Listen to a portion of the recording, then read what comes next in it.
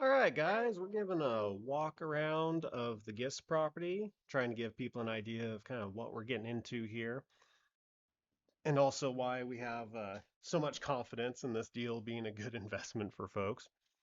So I'm just going to kind of talk you through the property, show you what the plan is, also what everything looks like. Obviously, the plans have changed a few different times, but so those two buildings you see on your left right now, those are both going to belong to Core. So they're going to run all of the rescue operations out of those buildings. That'll be, placing dogs, doing meet and greets, all that kind of fun stuff. And they will basically have the entire back corner of this property. So from where those buildings go all the way back here, these connexes are going to get moved, and then we need to put in some better fencing and, some alleyways and gates. That way it's a little easier to move rescue dogs in and out. But this entire area will become Core's domain. So they have a place to operate and run for the foreseeable future, which was really kind of the main goal of all this was to continue my mother's legacy of rescue dogs and let that continue. Which there should be no reason why it can't. Everything seems to be falling into place pretty well, and I think it's gonna work out pretty nice. So the property is about 18 acres. This whole front half is about 8, and then the back is about 10, and I'll show you that here in a little while. We also have some drone footage that goes over the top, so we can kind of get a good view of everything there. This is the main house. What we're going to be doing for cash flow in this early period is we are going to be doing a dog boarding slash, we're also going to have a sniff spot out back, and then possibly a self-wash station for anyone who wants to come out and wash their dog themselves. So that'll all be in this side of the house. And then the other side of the house will be used for kind of a NADAC office. There's also a couple of people who live on site. And then also the possibility for just when guests want to come and visit, whether that be, for dog events, dog shows, friends, family, whatever the case may be. So I'm not going to go into the lower area because I still have some cleanup to do down there. But all these upper rooms are basically a carbon copy of the lower floor. So what we'd like to do is 4 dogs per room, and we're really aiming for more of an upscale, high-end boarding experience. We'd like to have, cameras in all the rooms so that people can check on their dogs, have them be nice and comfortable, have a variety of different things that we can offer to people as well. Every room also comes with a view. Not that I think the dogs will really care about that. But then in that lower area, it'll also be easy access to, turnout rings where they can go out and either, play with other dogs or play by themselves, depending on their temperament. And this would be something we'd also hire someone for pretty much right off the bat. I definitely don't have time to run a boarding kennel, so I will get everything set up for it, but then we'll have an employee that works out here to make everything happen. Bend and the surrounding area is a pretty popular dog area. There are a few boarding kennels, but not as many as you would think, and not very many of them are really catering to the more high end, what I would say difficult dog owners, such as myself, who do not normally board their dogs. I've never boarded my dogs for various reasons. So if I can get a boarding kennel that's up to my specifications where I would board my own dogs, then I know it'll do quite well for anyone else because I'm very picky in that regard. And boarding is also just the simplest way with the space we have and the skill set that we have to make a good income on this property that will let it self-sustain. This parking area is going to be the beginning of the sniff spot parking as well as the agility ring parking. So this walkway that we're going out to now will go out to the 10 acres on the back of the property. And that is where people can basically reserve an hour to half hour period of time where they can go out with their dogs and have no concerns about another dog attacking them, other people. It's just you and your dog. And if you want to have your friends come, that's obviously okay as well. And then we're going to have quite a few different activities out in this back area. We'd like to have different, um, basically treasure hunt options out there for both dogs and people. It's a very picturesque area when you get out towards the kind of larger tree that's out there with the mountains as a backdrop. So we're gonna have a few different photo opportunities, and we just want to have as many options for people as well so that you can kind of come back every day and experience something new or do something different that you didn't before.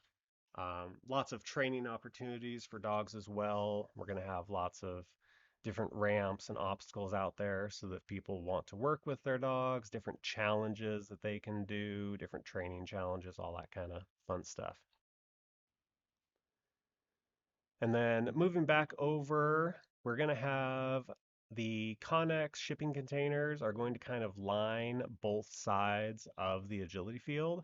That's going to be for both a wind break and also a shade break. We have a plan in place with some tension steel cables and some shade cloth to where we can basically shade the entire 100 by 100 ring, so that in the summer it'll be a little bit cooler to be out there running our dogs. We would love to have a trial happening by the end of this summer. Not sure if it'll happen or not. Again, a lot of it comes down to funding. We would need to dig up this area, possibly put in some fiber fill. Fencing is the big one. But hopefully we can get a trial happening out here before the end of the year. The expense of fencing is also what's currently stopping us from operating as the sniff spot. We need to put in a couple 100 feet, and we just haven't had the extra funds laying around to do that as of yet. But once that happens, then we can actually start opening it up for sniff spot reservations as well.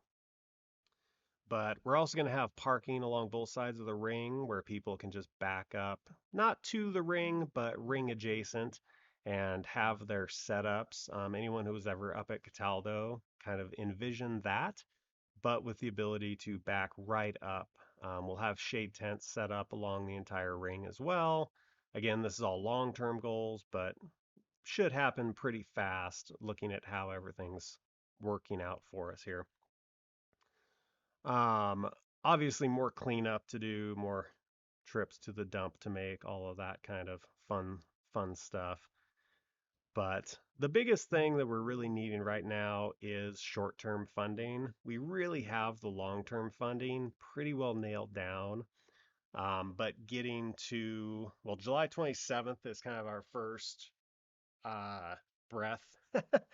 After July 27th is when the creditor period ends for probate, which is basically when we're then able to actually get funding for this property through probate loans or hard money loans or whatever other option there may be.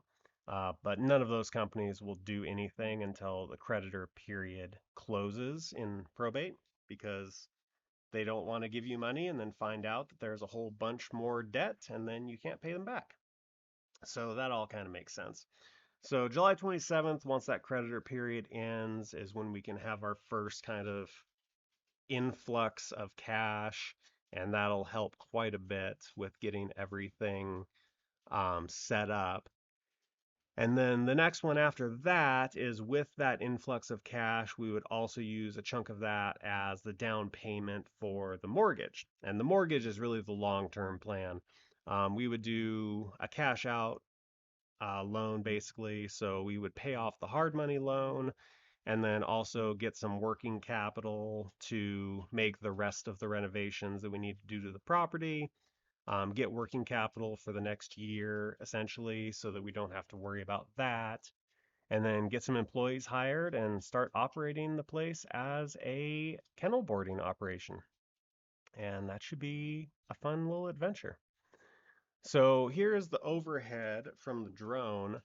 All of this space over that you're kind of seeing from that Connex container, I'll try and get a little better view. None of what you can currently see is the property, but as we turn here, Now you can kind of see the property. All this section up by the house, we actually don't have any plans for. It may end up turning into RV parking for when people come for shows. That way they're not parking directly at the field. That's the most likely scenario that we've really come up with. Try and give people kind of a nice space away from that.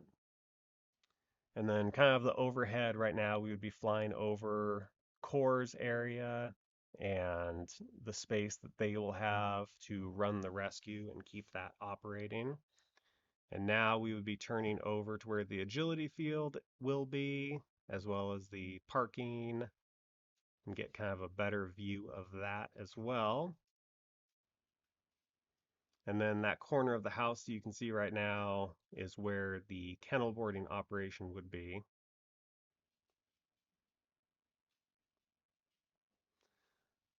So the hard money people will loan up to 80 to 90% of the value of the property. Currently, the property is valued at about 1.8 million, which was before any of the renovations or cleanup happened. So we're actually expecting that number to go up a bit, but we're sticking with 1.8 as kind of a safety net. Um, it shouldn't get any worse than that, and it can always get better. So the hard money people, we hopefully will not take that much out. We don't really want to make that big of a loan payment to them, as you can see on the next little sequence once we start talking about some of the numbers and kind of how the money side of it all shakes out. Which is really the why we have the request for funding, is just to we're essentially trying to kick the can down the road to the mortgage, because the mortgage is the long-term sustainable loan that is really what's going to make everything, work for us long term. That gives us a nice 30-year plan. And then obviously I have some really great views of the mountains out here. That's always kind of been the advantage of this area. Housing prices kind of suck, but the views are worth it. So we are going to cut over into the financial sequence, which will kind of talk about how much money there is in debts, how much the property's worth, what kind of loan options we currently have via hard money loans, and also what the mortgage will look like. And hopefully that answers some questions for everyone. All right, everybody, we're going to go ahead and get into some of the financials of this whole deal. That way you can kind of see where the money's going, how it'd be used, and also what the plan is for how to get it back to you. So, important things to note. Obviously, the most important one is the current amount of debt, and that is what we're looking at right here, which is the 653,000. So that is including the house, any credit card debts, anything like that that we may have. That is all included in that amount. So that's basically our buy-in price to get into GIST.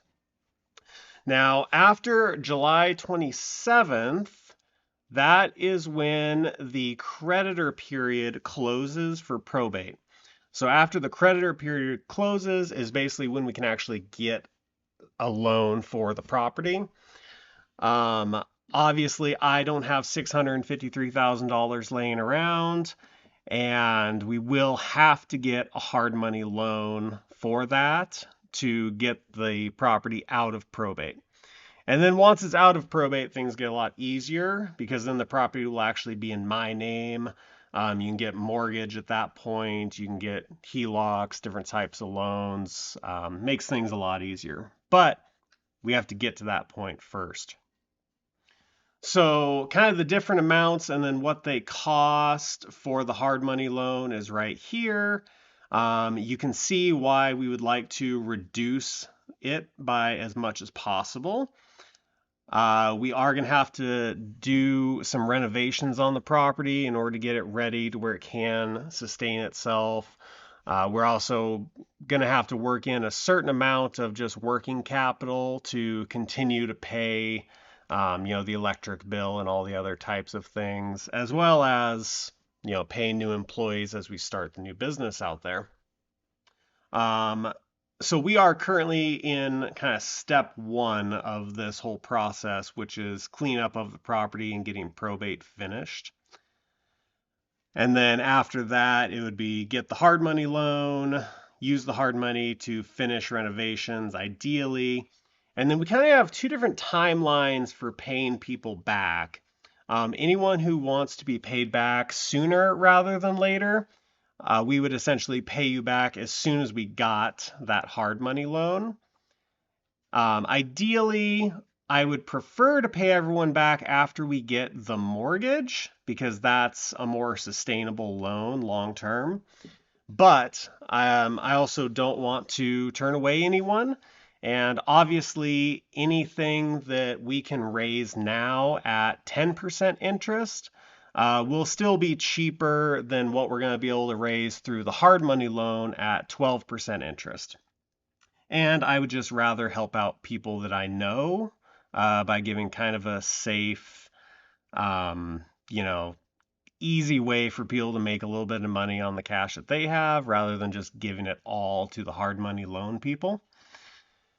So we could pay you back either after July 27th, once we get the hard money loan, or we could pay you back more likely around September, October, or the end of the year after we have a new mortgage in place to get the property in that way. Now, as far as the short term, this would be kind of between now and us getting that hard money loan. As much of the debt as we can pay off before July 27th is great. If we can actually get funds together before July 27th, then it's possible that we could negotiate some of the balances down so that that 653 would actually become a smaller number. It would also allow us to continue to work on the property. Right now, we have come to a bit of a standstill because we've just run out of funding to be able to do anything. Anything that we need to do now is going to require larger amounts. We did a lot of skid steer work out there, a lot of cleanup, a lot of trips to the dump, but we're kind of at a standstill now for what we can do without a larger amount of money in the bank. And then as all this applies long term, that's not really a concern for anyone investing because really the investment is just to get us through the next, I would say, 6 months. We do have to work in, a down payment for the mortgage into that original hard money loan. But really, we're trying to get everyone's money back to them, ideally before the end of the year, is when we would like to have our actual standard mortgage in place. Because then that'll also free up the rest of the funds to be able to finish renovating the property and then kind of get opened up as a business so that it can start bringing in some cash flow and covering itself. So we really aren't looking for long-term investors. If someone did want to invest long-term, that is something we could talk about. The numbers would probably look a little bit different. We'd probably want to give a little bit more than a 10% interest rate for anyone investing at that point. Because, if you're investing longer, I think your rewards should be larger. But for anyone looking at the short term, just the next, basically throughout the end of 2025, that's really all we're looking for is just short term, get us through probate, get us through getting the property into our name, and then down payment, and then just pay everyone back with interest.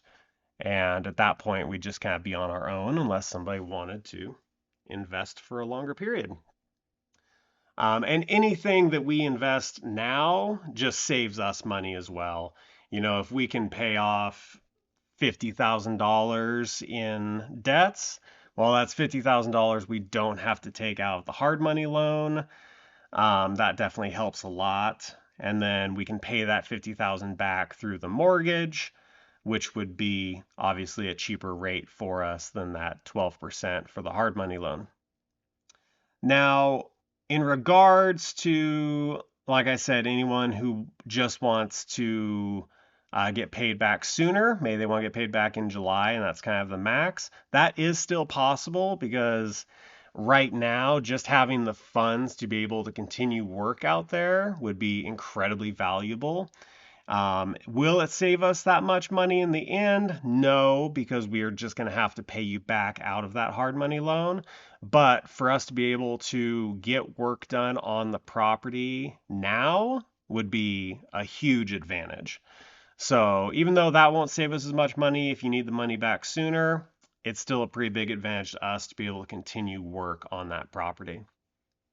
So hopefully this answers some questions for people and we can get this dream to be a reality. Thank you, everybody.